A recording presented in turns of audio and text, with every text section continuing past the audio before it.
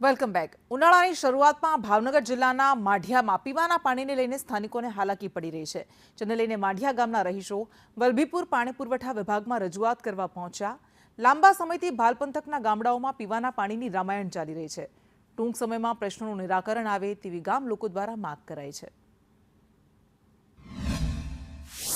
खास तो अमारी मांग ये है कि जे हाल 200 ની લાઈન નાખવામાં આવી છે તેમાં જે બીજા ગામડા જોઈન્ટ કરવામાં આવ્યા છે, જે અલગ જૂથ છે, દેવળિયા જૂથ તરીકે ઓળખાય છે, પરંતુ માઢિયામાં નાખેલા છે, તેની લાઈન પણ અલગ છે, તો એ ગામડા આમાંથી અલગ કરવામાં આવે જેથી કરીને અમારે પ્રેશર આવે અને અમારા ગામમાં વિતરણ કરી શકે।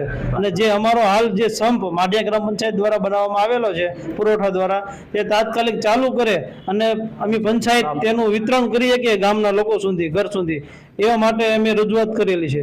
પાણી આવતું જ નથી, ક્યાંય આવતું જ નથી આખા ગામમાં પાણી।